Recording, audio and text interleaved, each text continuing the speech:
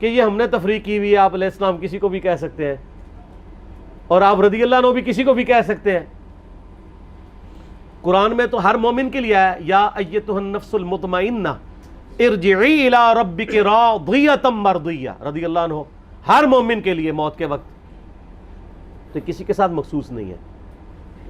تو وہ آپ میرا دیکھیں، اس یوٹیوب پہ کلپ ہے علیہ السلام اور رضی اللہ عنہ پہ دھوکہ۔ سر کس کس بات پہ آپ کو دھوکے دیے گئے ہیں؟ سر جی اس میں دھوکہ دینے کا فائدہ کیا ہے؟ ہاں فائدہ بہت بڑا ہے۔ وہ کیا؟ ہاں فائدہ یہ ہے کہ ہم نے ہر وہ کام کرنا ہے جس سے ہم اپنی مخالف پارٹی کو نیچا کریں اور اپنی آئیڈینٹی قائم رکھیں۔ میں آپ کو اس کی مثال دیتا ہوں، بریلوی دیوبندی دونوں ہی حنفی ہیں نا جی۔ بریلوی نبی علیہ السلام کے مبارک نام پہ انگوٹھے چومتے ہیں، دیوبندی کیوں نہیں چومتے؟ وہ کہیں گے یہ تو ضعیف حدیث ہے، تو فضائل مال میں جو ضعیف حدیثیں ہیں وہ کہتے ہیں اس لیے کہ وہ ماری ہیں، جو بریلویوں والی ہیں وہ ماری نہیں ہیں۔ وہ کہتے ہیں فضائل میں لے لینی چاہیے۔ ہاں تو انگوٹھے چومنا فضیلت ہی ہے نا، فضیلت ہی بیان کرتے ہیں نا، وہ کہتے ہیں محبت کا اظہار ہے۔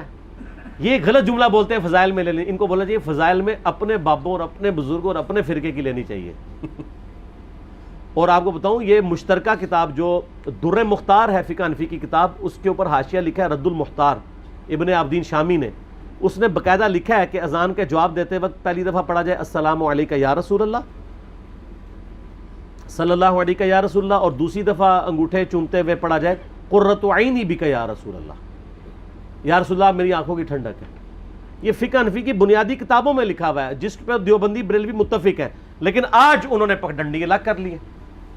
اس مسئلے میں بریلویوں کا موقف صحیح ہے فقہ حنفی کے پوائنٹ آف ویو سے، قرآن و حدیث کے حساب سے تو نہ بریلویوں کا موقف ٹھیک ہے نہ بریلویوں کا دیوبندیوں کا، میں آپ کو فقہ حنفی کے پوائنٹ آف ویو سے بتا رہا ہوں۔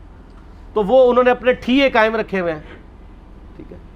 KFC میکڈونلڈ چل رہے ہیں پیرلل میں، ٹھیک ہے۔ کبھی کسی KFC والے نے کہا ہے کہ یار چکن تو ہمارا اچھا ہے لیکن چپس میکڈونلڈ کے اچھے ہوتے ہیں، کبھی نہیں کوئی کہے گا۔ وہ کہیں گے جناب وہ تو گھی نہیں صحیح استعمال کرتے، وہ تو یہ نہیں کرتے، ٹھیک ہے۔ تو یہ اسی طریقے سے چل رہا ہے۔ تو وہ آئیڈینٹی قائم رکھنے کے لیے، فرقہ واریت قائم رکھنے کے لیے، کیونکہ جب آپ فرقہ واریت قائم رکھیں گے تو آپ کی مسجدیں الگ ہوں گی، مسجدیں الگ ہوں گی، چندہ باکس الگ ہوں گے، چندہ باکس الگ ہوں گے، چندے کی بکس الگ ہوں گی۔ اس کے بغیر تو پھر کام چلے گا نہیں نا۔ چندے کے اڈے علیحدہ رکھنے کے لیے یہ ضروری ہے کہ آپ تفریقیں قائم رکھیں، آپ لوگوں کو یہ کہانیاں کروائیں۔ الٹا جب کوئی آگے علمی بات کرے وہ کہے یار ہم نے تو آج تک بات، اچھا یہ جاہل لوگ بھی کہہ رہے تھے یہ علی کڑی گلا کرتا سیدھے سنے ہی نہیں۔ اچھا ان سے پوچھو آپ نے کتنا علم حاصل کیا ہے، ان سے دعائے قنوت سن لیں آپ ترجمے کے ساتھ، تو اگر وہ سنا دیں تو پھر اگلی بات کریں، اگر نہ سنا پائیں اور دعائے قنوت بھی صحیح ہے علی اللہم انا نستعینک کا نہیں ہوتے، دعائے قنوت نازلہ ہے دوسرے علی اللہم اہدنی فی من ہدیت، تو ان کو یار تم تو دعائے قنوت نہیں آندی ہے تو تم اتنے بڑے دعوے کر رہے ہو۔ بھائی آپ کے بزرگوں نے آپ کو دھوکہ دیا، پوری نیک نیتی کے ساتھ آپ کا بیڑا غرق کیا۔ اسلام کی ہسٹری میں جس نے بھی اسلام کے ساتھ یہ زیادتی کی ہے پوری نیک نیتی کے ساتھ کی ہے، اس نے یہی سمجھا کہ اس وقت امت کے وسیع تر مفاد میں یہی ضروری ہے کہ یہ کر دیا جائے، اور آج بھی جو کچھ ہو رہا ہے وسیع تر مفاد میں ہی ہو رہا ہے۔ وہ امت کا وسیع تر مفاد نہیں ہوتا، اپنا وسیع تر مفاد ہوتا ہے، ٹھیک ہوگا۔ اگلا سوال یہ کہ مولانا طارق جمیل حفظہ اللہ تعالیٰ کی جانب سے کچھ عرصے سے سیدنا علی علیہ السلام کو مولا کہنے کی ترغیب دلائی جا رہی ہے اور وہ ویڈیوز بھی وائرل ہوتی ہیں ان کی، لیکن دیوبند کے اپنے مکتبہ فکر سے ہی ان کی بڑی شدید مخالفت ہو رہی ہے اس معاملے میں۔ اچھا سوال یہ ہے کہ ایک آدمی کہاں جائے، چلیں جو قرآن و سنت کا فالوور ہے وہ تو حق جو ہے وہ بات تسلیم کر لے گا، لیکن جو دیوبند کے اندر خود موجود ہیں اور دونوں طرف دیوبند ہیں وہ کہاں جائے؟ نہیں تو آپ کیا کہنا چاہتے ہیں کہ دیوبند قرآن و سنت کے فالوور نہیں ہیں؟ نہیں وہ تو تقلید کر رہے ہوتے ہیں، وہ بھی ادھر ہی جائیں جہاں قرآن و سنت کے فالو کرنے والے جا رہے ہیں، ان کو ادھر ہی جانا چاہیے۔ اور اگر آپ تقلید پہ ہیں، میں آپ کو بتاؤں امام حنیفہ رحمہ اللہ تعالیٰ جیسا تو حسینی بندہ ہی کوئی نہیں تھا۔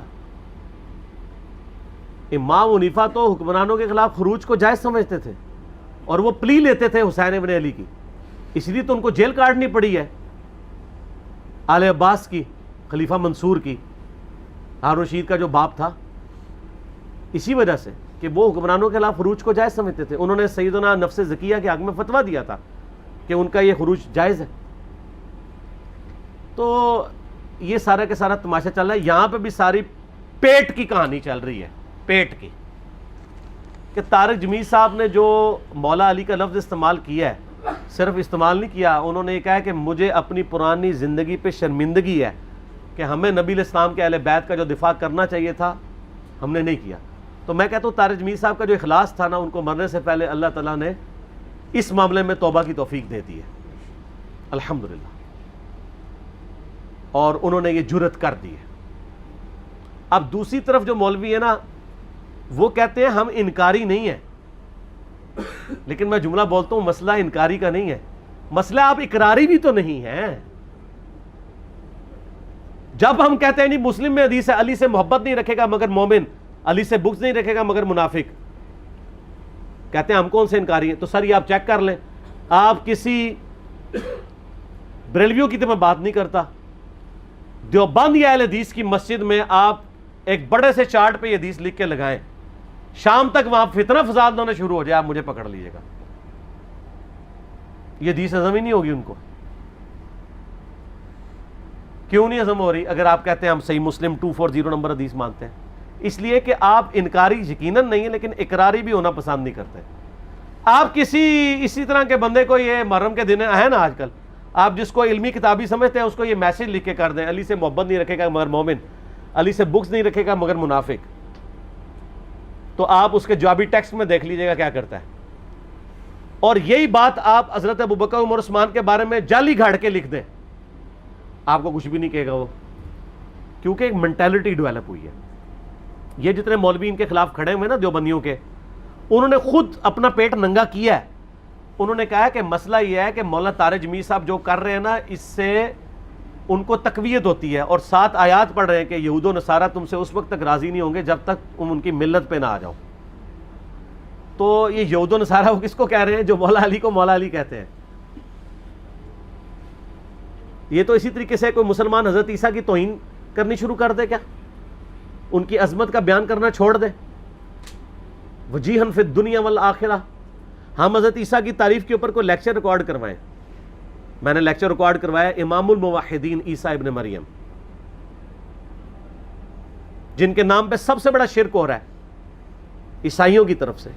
ہم حضرت عیسیٰ کے دفاع میں ہم نے ان کو امام الموحدین ڈکلیئر کیا, کیونکہ ان کا اتنا سخت خطبہ ہے قرآن میں سورہ مائدہ میں, میرے رب نے ان کا دفاع کیا, تو میں کیوں نہ عیسیٰ کا دفاع کروں.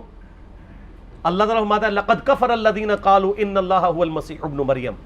کافر تو وہ لوگ ہیں بے شک جو کہہ رہے ہیں کہ اللہ ہی عیسیٰ ابن مریم ہے اور عیسیٰ ابن مریم ہی اللہ ہے. وقال المسیح, جبکہ مسیح تو کہا کرتے تھے یا بنی اسرائیل, اے یعقوب کی اولاد, اے بنی اسرائیل, اعبدوا اللہ ربی وربکم, اس کی عبادت کرو جو میرا بھی رب ہے تمہارا بھی رب ہے. انہ من یشرک باللہ فقد حرم اللہ علیہ الجنہ ومأواہ النار وما للظالمین من انصار. سورۃ المائدہ آیت نمبر 72.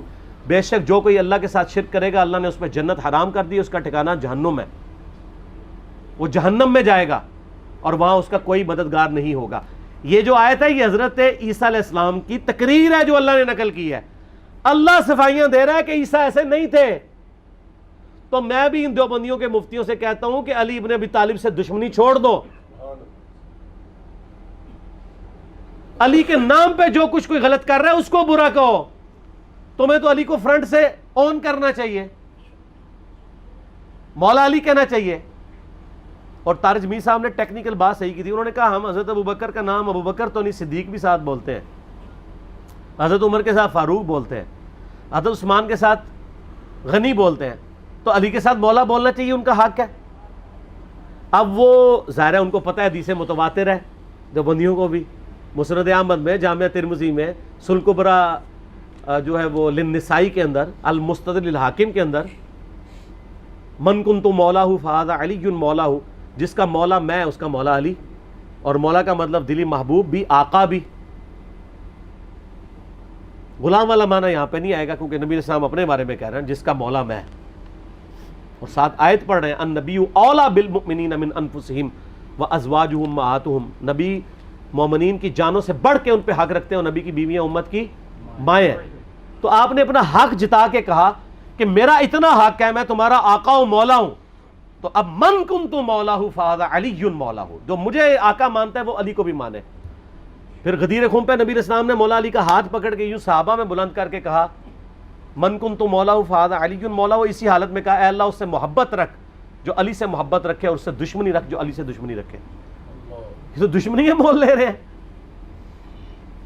پھر صحیح مسلم کی حدیث 240 کہ علی سے محبت نہیں رکھے گا مگر مؤمن، علی سے بغض نہیں رکھے گا مگر منافق۔ یہ ساری چیزیں ہوتے ہوئے ان کو مولا لفظ چڑ لگ گئی، اور وہ ایک وہ لال داڑھی والا بیٹھا ہوا ہے مکے کے اندر بیٹھ کے، حرم کی سرزمین میں بیٹھ کے حرم کی حرمت کو پامال کر رہا ہے، اور کہتا ہے جی اس سے جو ہے نا وہ دیکھیں شیعہ کو تقویت ہوتی ہے۔ تو میرے بھائی دنیا میں ہر چیز سے کسی نہ کسی کو تقویت ہو رہی ہوتی ہے، شیعہ کو اس سے تو صرف تقویت نہیں ہو رہی ہے۔ ان اللہ و ملائکتہ یصلون علی النبی، صلاۃ بر محمد و آل محمد، اللہم صلی علی محمد و علی آل محمد۔ شیعہ کو تو اس سے بھی تقویت ہو رہی ہے، تو آپ یہ چھوڑ دیں، آپ درود شریف تشہد میں پڑھنا چھوڑ دیں۔ یعنی آپ اپنا چہرہ خود پیٹ کے سرخ کرنا چاہتے ہیں۔ آپ دیکھیں اسلام کو کس چیز سے تقویت ہو رہی ہے۔ کل کو تو آپ یہ بھی کہیں گے، اور بلکہ وہ جو منکرین حدیث وہ کیپٹن عثمانی پارٹی وہ تو کہتی ہے، یہ جو مسلم کی حدیث ہے کہ قبروں پہ جاؤ تاکہ آخرت کی یاد آئے، یہ شرک کی جڑ ہے اس حدیث میں، کیونکہ لوگ قبروں پہ جاتے ہیں تو قبروں سے مانگتے ہیں۔ وہ بھائی نبی علیہ السلام نے کب کہا ہے قبروں سے مانگو؟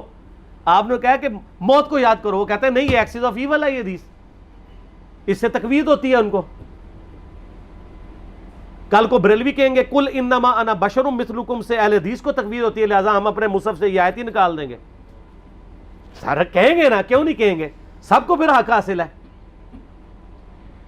کل کو کوئی اہل حدیث اٹھ کے کہے گا جی چونکہ آج کل آپ کو پتہ ہے وہ بڑے یہ لوگ جو ہیں وہ تبرکات کے پیچھے پڑے ہوئے ہیں، تو یہ جو مسلم شریف میں حدیث ہے کہ سیدہ اسماء بنت ابی بکر نے، سیدہ عائشہ کی بڑی بہن نے، نبی علیہ السلام کی وفات کے بعد ایک کرتا نکالا 43 کسروانی کالا جبہ جس کو گوٹ بھی لگی ہوئی تھی، اور کہا کہ یہ نبی علیہ السلام کا کرتا ہے، سیدہ عائشہ کی وفات کے وقت میں نے ان سے لے لیا، نبی علیہ السلام اسے پہنتے تھے اور ہم اس کا دھون مریضوں کو شفا کے لیے پلاتے ہیں۔ تو یہ مسلم شریف کی حدیث نہیں بیان کرنی چاہیے، تو بریلوی تو پہلے ہی کہتے ہیں کہ حضور صلی اللہ علیہ وسلم کے تبرکات سے فیض حاصل کرنا چاہیے۔ تو آپ نے دین کو دیکھ کے چلنا ہے یا ان چیزوں کو دیکھ کے چلنا ہے؟ تو ان کی ان جہالتوں سے ویسے مجھے بڑا فائدہ ہو رہا ہے، جب یہ اس طرح کی بونگیاں مارتے ہیں نا تو میں ان کے فالوز کو بتاتا ہوں کہ بونگیاں سے مگر لگے ہوئے ہو جی۔ اس سے یہ لوگ خود ننگے ہو گئے ہیں کہ ان کا کرائٹیریا قرآن و سنت نہیں ہے، ان کا معیار یہ ہے کہ وہ قرآن و سنت ماننا ہے جو ہمارے فرقے کو سپورٹیو ہو، اور دوسرے فرقے کو سپورٹیو ہو کہ قرآن و سنت ہو تو نہیں ماننا۔ اس لیے طارق جمیل صاحب کے خلاف ہوئے ہیں۔ تو اب دیکھ لیں کیا انجام ہوا ہے۔ طارق جمیل صاحب نے بھی ان پہ 4 تکبیریں پڑھ دی ہیں نا سر، آپ نے ویڈیو نہیں دیکھی ہیں؟ اللہ کے فضل سے اپنے مسجد کے ممبر پہ انہوں نے مجھے کھڑا کر کے تقریر کروائی ہے، خود نیچے بیٹھے ہوئے ہیں۔ چلو ماتھا چوم لے یا کچھ اور کر لے، کیا وہ تو کیا، وہ تو کہتے ہیں جی وہ تو فلمی ایکٹرز کے بھی سر پہ ہاتھ پھیر دیتے ہیں، لیکن کسی فلمی ایکٹر سے جو ہے وہ انہوں نے جمعہ تو نہیں پڑھوایا۔ تو یہ آخری درجے میں ہو سکتا تھا، انہوں نے کر دیا۔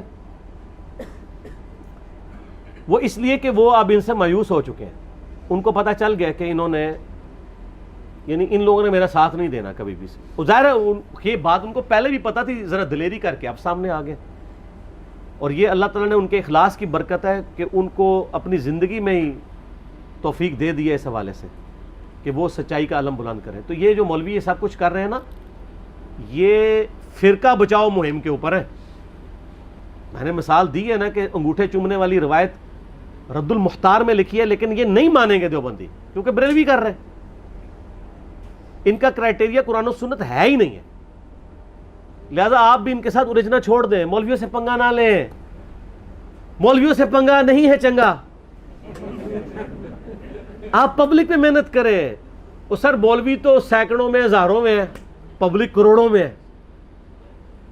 کروڑوں میں محنت کریں جہاں سے ہزاروں نکلیں گے، ان ہزاروں میں محنت کر کے ایک بھی نہیں نکلے گا، کیونکہ وہ نکلے گا وہ جس کو آپ نوکری بھی دیں گے، کیونکہ وہ تو نوکری کر رہا ہے اس کے اوپر۔ اس چیز کو سمجھیں. ٹھیک ہو گیا. علی بھائی کچھ ٹسل کی وجہ سے فرقوں کے اندر خرابیاں آئی ہیں, ہر فرقوں کے اندر آئی ہیں. محسوس یہ ہوتا ہے کہ کچھ آپ میں بھی آئی ہیں. جب آپ نے ہری پگڑی پہنی تو آپ نے یہ بتایا کہ میں نے یہ اس وقت تک اس لیے نہیں پہنی تھی کہ یہ ایک فرقے کی نشانی تھی. ٹھیک ہے. اچھا, درود شریف پڑھنا وہ سارے ہی مانتے ہیں, ظاہر ہے, اور ہر کوئی پڑھتا بھی ہے, لیکن یہ اس ٹپیکل طریقے سے, جس طریقے سے آپ نے بھی پڑھا ہے کہ درود بر محمد صلوات, یہ ٹپیکل شیعوں کا طریقہ ہے. ٹھیک ہے. ایک طرف آپ بدعت کو اتنی مطلب ایکسٹریم پہ لے کے جاتے ہیں کہ عبداللہ ابن عمر کے سامنے ایک بندے نے پڑھ دیا کہ الحمدللہ والسلام علی رسول اللہ, تو آپ بتاتے ہیں کہ درود کا عبداللہ ابن عمر کے میں بھی قائل ہوں, لیکن اس ٹائم پہ اس طریقے سے جو ہے پڑھنا وہ ثابت نہیں ہے. تو یہ آپ ٹسل میں تو نہیں کر رہے ہیں جلانے کے لیے؟ نہیں, ایسا نہیں ہے.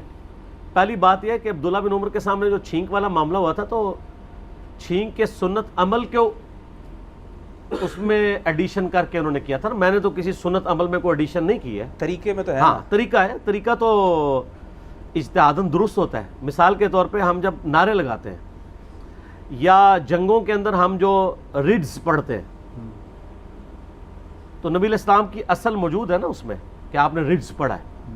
ان النبی لا کذب, میں نبی ہوں, اس میں کوئی شک نہیں ہے, جھوٹی بات نہیں, میں ابن عبد المطلب ہوں. تو ہماری ان کے ساتھ علمی جنگ جاری ہے. ہم ریڈز پڑھ رہے ہیں. یہ ہمارا ریڈز ہے صلاۃ بر محمد وآل محمد, اللہم صلی علی محمد وعلی آل محمد. اور پھر اس کو سپورٹنگ وہ حدیث بھی ہے مسند احمد میں فضل الصلاۃ علی النبی میں کہ نبی علیہ السلام نے فرمایا کہ جو کسی مجلس میں شامل ہوں اور اللہ کا ذکر اور درود کیے بغیر اٹھ جائیں تو وہ جنت میں بھی پہنچ جائیں, وہاں پہ بھی ان کو حسرت ہوگی کہ ہم نے وہ لمحے میں درود شریف کیوں نہیں پڑھا تھا. تو یہ نعرے ہی ہیں. اور دوسرا یہ مجھے اس لیے بھی ٹانٹ نہیں کیا جا سکتا کہ یہ جو اہل حدیث نعرہ تکبیر لگاتے ہیں, یہ کس حدیث میں آیا ہوا ہے نعرہ تکبیر اللہ اکبر؟ نہیں, حدیث کی تو بات نہیں ہے نا. ہاں, ٹھیک ہے. تو میں بدعت کی ڈیفینیشن میں تو بڑا لائٹ ہوں, میں تو سخت نہیں ہوں. میں تو بدعت کی ڈیفینیشن میں آتا ہی نہیں ہوں. میں کہتا ہوں من احدث فی امرنا ھذا, حضور نے جو تعلیم کیا اس کو چینج کر کے کریں. ویسے تو آپ جو مرضی کریں, ہم اب محرم میں جو مجلس کر رہے ہیں, نبی اسلام نے تو محرم کی مجلسیں نہیں کی ہیں, تو میں تو لینیئنٹ ہوں. مجھے نا ٹانٹ کریں, یہ ان کو کریں کہ جو ہر دوسری بات کو بدعت بتاتے ہیں. ہم تو ربیع الاول کے پروگراموں کو بھی ٹھیک سمجھتے ہیں. نہیں تو ہری پگڑی پھر پہلے کیوں نہیں پہن لی؟ ہاں, ادھر آ جائے. چلے یہ تو سمجھ آ گئی آپ کو. نعرہ تکبیر سے بھی, اور خلافت راشدہ حق چار یار, جی جی, حق چار یار فارسی والا جائز, اور پانچتن پاک فارسی والا ناجائز. کیوں؟ پیٹ. اب آ جائے ہری پگڑی والا. ہری پگڑی میرے بھائی گواہ ہے کہ میں اپنے بھائیوں کے پریشر کی وجہ سے نہیں باندھتا رہا, اور پھر یہ کوئی سنت عمل بھی نہیں تھا کہ جس کی وجہ سے میں ان کے ساتھ کنفرنٹ کرتا. سنت بلیک اور وائٹ ہے, سبز کو میں جائز سمجھتا تھا. ہر دفعہ جب بھی ربیع الاول کا مہینہ آیا, میں نے یہاں پہ میٹنگ کال کی کہ یار میں نے اس دفعہ سبز پگڑی میں لیکچر ریکارڈ کرانا ہے. وہ کہتے تھے نہیں, سنت یہ ہے, آپ یہ کیا کر رہے ہیں؟ میں نے کہا جائز ہے. وہ کہتے ہیں جائز چیز کو سنت پہ تو ترجیح نہیں دے سکتے. میں نے کہا ضرورت ہے وقت کی. وہ کہتے ہیں نہیں, بات یہ ہے کہ یہ مصیبت کھڑی ہو جائے گی, کیونکہ اس میں یہ بھی تھا کہ کاپی رائٹس بھی تھے نا. وہ یہ بھی کہہ سکتے تھے ہمارا اولیاء بنا کے یہ ہمارے خلاف بونک رہا ہے. کاپی رائٹس تھے نا اس کے دعوت اسلامی کے پاس. تو مجھے یہ بات ذرا کلک کی کہ واقعی وہ یہ بھی کہہ سکتے ہیں کہ یار اس نے دیکھو ہٹس لینے کے لیے یوٹیوب پہ ہمارا اولیاء اڈاپٹ کیا ہے تاکہ پبلک دیکھے کہ ہمارا دعوت اسلامی کا بندہ ہے اور بول رہا ہمارے خلاف ہے, تو اس کی وجہ سے کنفرنٹریشن آ سکتی تھی. تو یہ ایک مضبوط دلیل تھی جس میں پیچھے ہٹا. تو جب میں نے گرین پگڑی پیچھے ربیع الاول میں باندھ کے لیکچر ریکارڈ کرایا, اس کے کلپس ملینز آف پیپل تک پہنچے. ربیع الاول شریف پہ تو بریلویوں کے کلپ نظر ہی نہیں آتے ہیں, جو بھی کھولے میرا ہی نکلتا ہے, سرچ میں جا کے لکھیں تو وہ گرین پگڑی میں ہے. تو اس کے سٹارٹ میں نے یہ بات کی تھی کہ اب چونکہ اس کے کاپی رائٹس ختم ہو چکے ہیں, کاپی سٹرائک کا خطرہ نہیں ہے, سٹرائک ہو جاتی ہے نا, تو اس لیے میں اب اس معاملے کو بھی, جس سے میں نے کئی سالوں سے دبایا ہوا تھا کہ میں یہ کہتا تو تھا کہ کلر کوئی بھی جائز ہے, تو میں پریکٹیکلی وہ پہن کے بھی بتا دوں. تو آج میں نے ایسے کرتا تو گرین ہی پہنا ہوا ہے. ویسے علی تشریف بھائی یہ بھی کہہ سکتے ہیں کہ یار یہ ذرا بچ کے رہنا, نعرہ تو ہمارا ہی والا لگا رہا ہے, کہیں علمی کتاب ہی نہ بنا دے. کیا چیز؟ نعرے کا دھوکہ دے کے. نہیں, میرا خیال ہے شیعہ کی جو پبلک ہے اب تو ان تک بات پہنچ چکی ہوئی ہے. ان کو پتہ ہے کہ ہم کسی کو کچھ نہیں بنانا چاہتے. آپ دیکھیں یہاں پہ ہزاروں لوگ آل اوور دا ورلڈ آ چکے ہیں, ہر سنڈے کو آتے ہیں 30-40 لوگ, آج تو کافی سارے لوگ آئے ہیں دوسرے سٹیز سے. آج تک کوئی بندہ بتائے ادھر بیٹھا ہوا کہ میں نے آج تک کسی سے اس کا فرقہ پوچھا ہو یا آپ تعارف کریں جی کس فرقے سے. مجھے انٹرسٹ, میں کہتا ہوں ہاں جی آپ اپنا تعارف کریں, کتنے سے ویڈیوز دیکھ رہے ہیں, کوئی سوال ہے کریں, اس سے زیادہ نہیں. مجھے اس سے کوئی انٹرسٹ ہی نہیں ہوتا. اس سے انٹرسٹ تو اس کو ہوگا جس نے فرقہ واریت کو پروموٹ کرنا ہے. اور آپ دیکھیں یہ جو آپ بات کر رہے ہیں, میرا یوٹیوب پہ کلپ ہے, انجینئر محمد علی مرزا بت, دنیا کا کون سا عالم اور کون سا بزرگ ہے زندوں یا مرے ہوئے میں جس نے اپنے نام کے ساتھ بت کا لفظ لگا کے اپنے خلاف کلپ چڑھایا ہوا ہو؟ وہ سر اپنی تعظیم میں کلپ چڑھواتے ہیں یا کسی سے کہہ کے اپنے حق میں کلپ چڑھواتے ہیں. میں نے اپنے خلاف کلپ چڑھایا کہ مجھے بت نہیں بنانا, کتاب و سنت کو فالو کرنا ہے, شخصیت کو فالو نہیں کرنا. پھر میرا کلپ چڑھا ہے علمی کتابی فرقے کی مذمت. یہ کسی بریلوی دیوبندی اہل حدیث نے نہیں چڑھایا, میں نے چڑھایا ہوا ہے کہ اگر میں یہ شعر پڑھتا ہوں تو اس کو رجزی لیا کریں. اس کی بنیاد پہ یہ نہیں ہے کہ ہم نے کوئی فرقہ لانچ کر دیا, معاذ اللہ, ہم تو فرقہ واریت کے خلاف کھڑے ہوئے.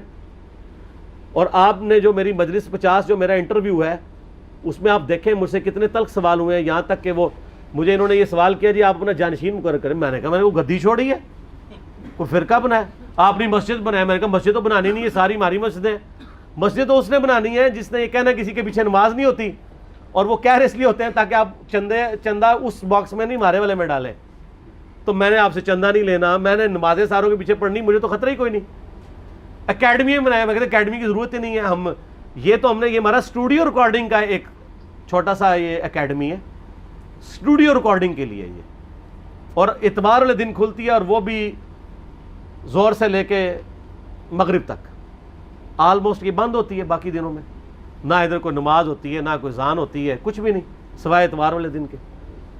تو جن لوگوں نے یہ قصہ کہانیاں لے کے چلنا ہوتا ہے نا, ان کے لیے پرابلم ہوتا ہے.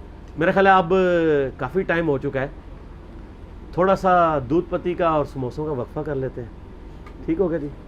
تو پھر ہو جائے صلاۃ بر محمد وآل محمد. اللہم صلی علی محمد وعلی آل محمد کما صلیت علی ابراہیم وعلی آل ابراہیم انک حمید مجید. اللہم بارک علی محمد وعلی آل محمد کما بارکت علی ابراہیم وعلی آل ابراہیم انک حمید مجید. سبحانک اللہم وبحمدک اشہد ان لا الہ الا انت استغفرک واتوب الیک. اللہ سے دعا ہے جو حق بات میں نے کہی اللہ تعالی ہمارے دلوں میں راسخ فرمائے. اگر جذبات میں میرے منہ سے کوئی غلط بات نکل گئی اللہ تعالی ہمارے دلوں سے ہی معاف کر دے. ہمیں کتاب و سنت کی تعلیمات پر عمل کر کے دوسرے بھائیوں تک پہنچانے کی توفیق عطا فرمائے. سبحانک اللہم وبحمدک اشہد ان لا الہ الا انت استغفرک واتوب الیک وما علینا الا البلاغ المبین. جزاکم اللہ خیرا. بسم اللہ والحمد للہ والصلاة والسلام علی رسول اللہ وعلی آلہ واصحابہ اجمعین الی یوم الدین. الحمدللہ آج 8 محرم الحرام 1441 ہجری میں بمطابق 8 ستمبر 2019 کو سنڈے کے دن علمی و تحقیقی مجلس نمبر 80 میں 80 نمبر میں ہم بقیہ کے سوالات کا سلسلہ شروع کریں گے. بقیہ کے سوالات انشاءاللہ ہمارے شہزاد بھائی کریں گے. جی شہزاد بھائی. بسم اللہ الرحمن الرحیم. اللہم صلی علی محمد وعلی آل محمد. السلام علیکم. وعلیکم السلام ورحمۃ اللہ. علی بھائی میرا آپ سے پہلا سوال یہ ہے کہ اہل سنت کی جانب سے حق 4 یار کا نعرہ لگایا جاتا ہے, جی ہاں, جبکہ دوسری جانب اہل تشیع کا یہ اصرار ہے کہ 5 تن پاک کا نعرہ لگایا جائے. ایک مسلمان بیچارہ اس معاملے میں کیا کہے اور کس کو فالو کرے؟ اور اس میں ضمن میں ایک چیز ایڈ کر دوں, ابھی تھوڑی دیر پہلے میرے علم میں آئی ہے کہ ایک شخص ہے جو مکہ کے اندر بیٹھا شر پھیلا رہا ہے اور حرم کے اندر لال رومال پہن کے وہ شخص یہ بات کر رہا ہے کہ جو شخص بھی 5 تن پاک کا نعرہ لگاتا ہے یا یہ عقیدہ رکھتا ہے وہ کافر ہے. یہ اتنی سخت ترین اس نے یہ بات کی ہے اور بغیر کسی دلیل کے کی ہے. اس کے اوپر بھی تھوڑا سا جو ہے وہ آپ روشنی ڈالیں کہ حق 4 یار نعرہ لگانے کے اوپر تو وہ کبھی نہیں بولے, لیکن یہاں پر 5 تن پاک کا نعرہ لگانے کے اوپر ان کو کیا تکلیف ہوئی ہے اور کس بیس کے اوپر انہوں نے یہ فتویٰ اتنا بڑا دیا ہے اور کون سی دلیل ہے ان کے پاس جس کے اوپر انہوں نے یہ کہا ہے کہ وہ کافر ہے؟ اس طرح کی باتوں کے لیے میرے بھائی دلیل کوئی نہیں ہوتی. ان ساری باتوں کے پیچھے پیٹ ہوتا ہے, اور پیٹ آپ کو پتہ ہے بڑا امپورٹنٹ ہے. جامعہ ترمذی میں حدیث ہے ہر امت کا کوئی نہ کوئی فتنہ ہے، میری امت کا فتنہ مال ہے۔ بخاری اور مسلم دونوں میں حدیث ہے نبی علیہ السلام نے اپنی وفات سے 1 مہینہ پہلے غزوہ احد کے شہداء پہ نماز پڑھی، نماز جنازہ احد کے قبرستان میں جا کے۔ اس کے بعد آپ صلی اللہ علیہ وآلہ وسلم نے وہاں پہ خطبہ دیا، بڑا بلیغ خطبہ تھا۔ اس میں آپ نے یہ بھی ارشاد فرمایا کہ مجھے یہ خطرہ نہیں تم میرے بعد شرک کرنے لگو، بلکہ مجھے یہ خطرہ ہے کہ تم پہ دنیا کے خزانے کھول دیے جائیں گے، تم بھی دنیا کی محبت میں ڈوب کے ایک دوسرے کو قتل کرو گے، اور تم بھی اسی طریقے سے تباہ و برباد ہو جاؤ گے جس طرح کے اگلے لوگ۔ تو یہ دنیا کی محبت اور فرقہ واریت کی ماں بھی دنیا کی محبت ہے، یعنی فرقے کے اگینسٹ کیا ہوتا ہے، ایک چندہ بک ہوتی ہے، ایک مسجد الگ ہوتی ہے۔ تو یہ لال رومال والا نہیں ہے، وہ لال داڑھی والی سرکار ہے، دونوں کو مکس کر دیا آپ نے۔ وہ لال داڑھی والے ہیں جنہوں نے یہ بات کی ہے۔ تو ظاہر ہے کہ ان کی یہ بات جو ہے وہ ایک جذباتی ڈاکٹرائن انہوں نے پیش کی ہے، لیکن ان کو پتہ نہیں ہے کہ یہی خارجیوں کی سوچ تھی۔ تو میرا خیال ہے سعودی حکومت کو فوراً ایسی خارجی سوچ کے اوپر پابندی لگانی چاہیے۔ دوسری طرف تو وہ جہادی تنظیموں کو خارجی کہتے ہیں، تو جو حرم میں بیٹھ کے خارجیت پھیلا رہا ہے، لیکن وہ خارجیت ایسی پھیلا رہا ہے کہ جو ان کے مطلب کی ہے، کیونکہ سعودیہ ایران کی ٹسل ہے۔ اب وہ ایران کی ٹسل میں کسی حد تک بھی آگے جا سکتے ہیں کہ وہ اہل بیت کے ہی انکاری ہو جائیں، تو فرقہ واریت ہے۔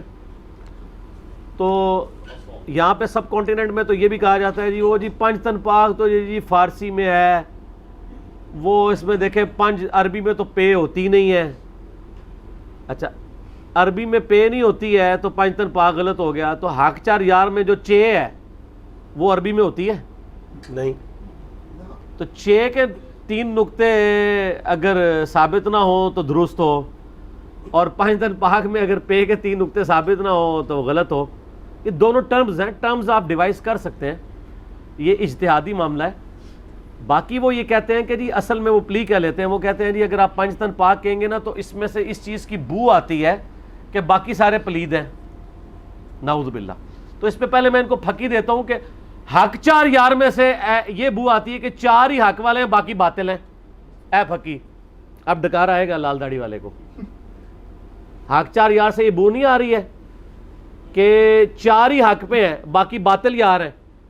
وہ کہیں گے نہیں نہیں، حق چار یار کا مطلب یہ نہیں ہے کہ باقی باطل ہیں، بلکہ مطلب یہ ہے کہ خلفائے راشدین 4 ہیں۔ تو سر پنج تن پاک والوں سے بھی پوچھیں وہ کیا کہہ رہے ہیں، باقیوں کو نہیں مانتے وہ؟ کیا پنج تن پاک کا نام لینے والے حضرت عمار ابن یاسر کو نہیں مانتے؟ کیا وہ ابو ذر غفاری کو نہیں مانتے؟ کیا وہ سلمان فارسی کو نہیں مانتے؟ مانتے۔ تو وہ تو 5 سے پھر زیادہ گنتی آگے چلی جائے گی۔ یہ دونوں ٹرمز ہیں، ٹرم ڈیوائز کرنے میں کوئی حرج نہیں ہے، اور ٹرمز کو ویسے ہی لینا چاہیے جیسا کہ لیا جا رہا ہوتا ہے۔ باقی اگر کسی ٹرم کو کوئی بگاڑ کے پیش کرے تو اس سے اس ٹرم کا انکار کرنا یا ان شخصیات کی توہین کرنا غلط ہے۔ جیسا کہ اگر کوئی کرسچن حضرت عیسیٰ علیہ السلام کے بارے میں ڈیوینٹی کلیم کرتا ہے تو اس میں حضرت عیسیٰ کی توہین تو نہیں کرنی چاہیے، یا عیسائیت کا رد کرتے ہوئے آپ اس ایکسٹریم پہ تو نہ چلے گے کہ آپ حضرت عیسیٰ علیہ السلام کے فضائل کا بھی انکار کر دیں۔ قرآن پاک میں آیا نا کہ حضرت عیسیٰ علیہ السلام اللہ کی روح ہے، اور اسی سے وہ پلی لیتے ہیں کہ جی اللہ کی روح ہے تو اس کا مطلب ہے اس کا باپ تو کوئی نہیں تھا، اور اللہ کہتا ہے میں نے مریم میں روح پھونکی، جب روح پھونکی تو پھر باپ تو وہ ہوا یعنی اللہ، نعوذ باللہ۔ تو اب آپ کہیں گے چونکہ اب یہ پلی لے رہے ہیں لہٰذا ہمیں حضرت عیسیٰ کے روح نہ ہونے کا انکار کر دینا چاہیے، تو وہ تو قرآن کا انکار ہوگا۔ تو کسی چیز کو مس یوز کرنے کی وجہ سے ان ٹرمز کا انکار کرنا، یہی تو آپ کے اوپر امتحان آتا ہے کہ آپ کیا کر رہے ہیں۔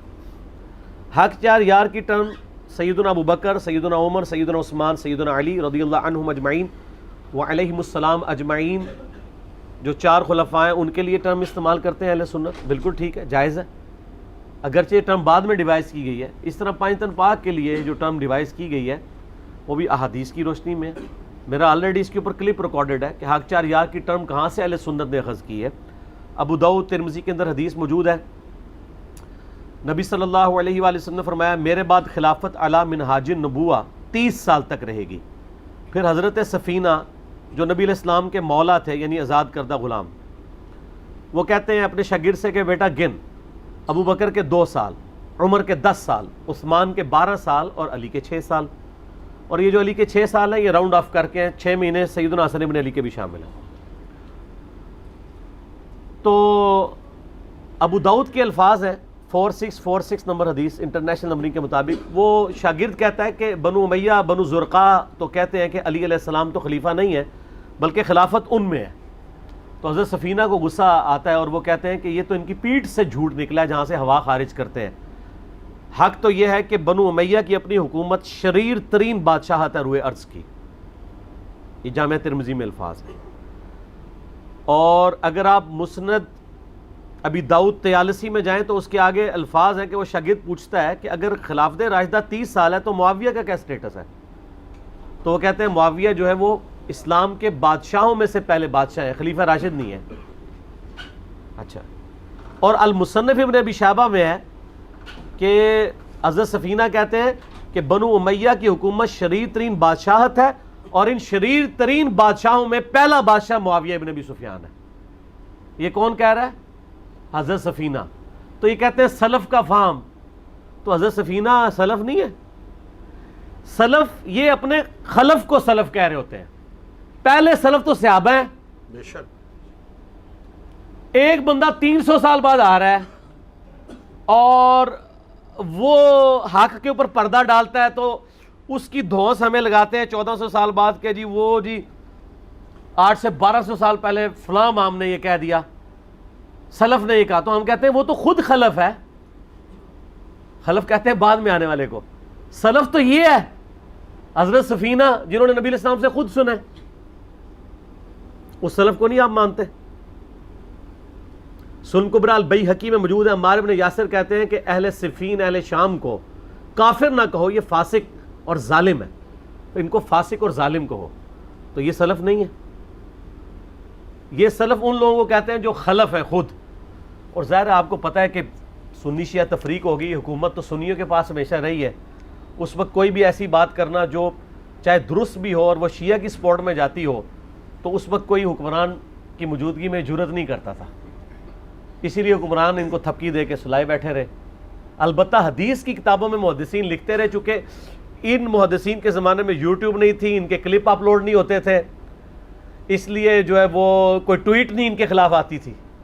ورنہ اس زمانے میں بھی ٹویٹیں آنی شروع ہو جاتی کہ بخاری کو نہیں پڑھنا, یہ گستاخ صحابہ ہے. وہ تو ہم نے جب آپ بخاری سے نکالا ہے 2812 کہ عمار کو ایک باغی جماعت قتل کرے گی, عمار ان کو اللہ اور جنت کی طرف بلائے گا, وہ جماعت دوزخ کی طرف بلانے والی جماعت ہوگی. اب یہ کہتے ہیں جی بخاری میں حدیث تو آئی ہے, یہ صحیح تو ہے لیکن بیان نہیں کرنی چاہیے. لیکن یہ اس زمانے میں اگر ایکسپوز ہو جاتی تو حکمرانوں نے کہنا تھا بخاری رافضی ہو گیا. یہ ایک انہوں نے ادبی گالیاں ڈیوائز کی ہوئی ہیں. اس کے اگینسٹ جو حضرت علی کے خلاف بولتے ہیں نا, ان کو کہتے ہیں یہ صحیح بات کر رہے ہیں. ان کو آپ کیوں نہیں کہتے کہ وہ ناسبی ہیں؟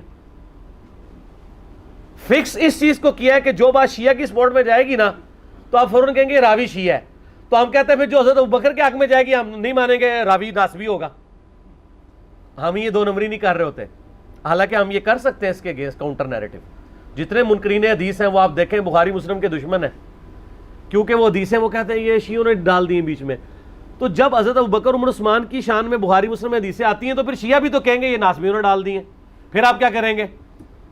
حالانکہ میں آپ کو بتاؤں گا کہ وہی راوی حضرت علی کی سپورٹ میں بھی حدیثیں بیان کر رہے ہیں جو حضرت ابوبکر عمر کی بھی کر رہے ہیں.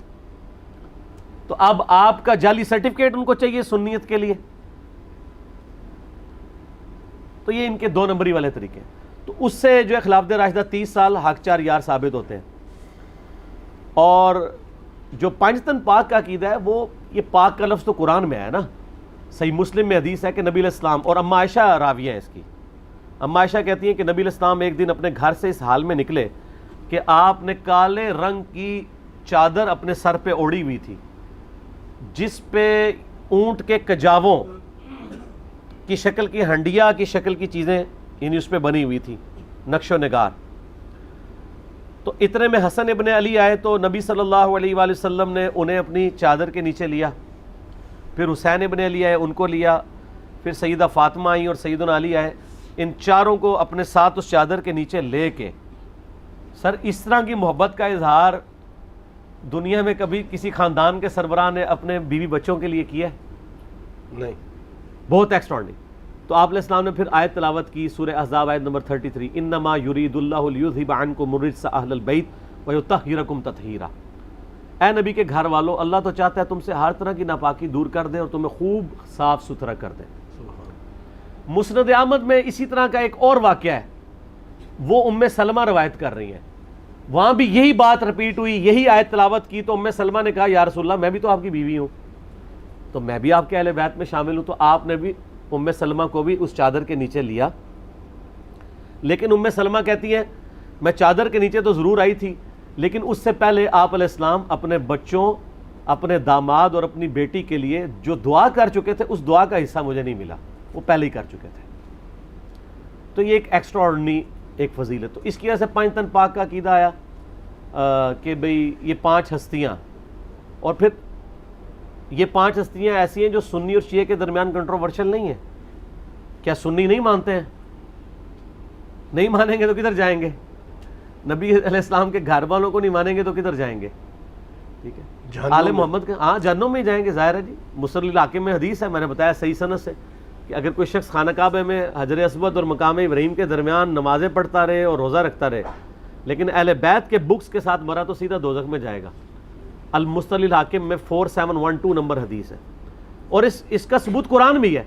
قرآن کی آیت ہے، سورہ احزاب کی آیت نمبر 57، ان الذین یؤذون اللہ ورسولہ لعنہم اللہ فی الدنیا والآخرہ، بے شک جو لوگ اللہ اور اس کے رسول کو تکلیف دیتے ہیں ان پہ لعنت ہے دنیا اور آخرت کی زندگی میں، وَأَعَدَّ لَهُمْ عَذَابًا مُهِينًا، اور اللہ نے ان کے لیے دردناک عذاب تیار کر رکھا ہے۔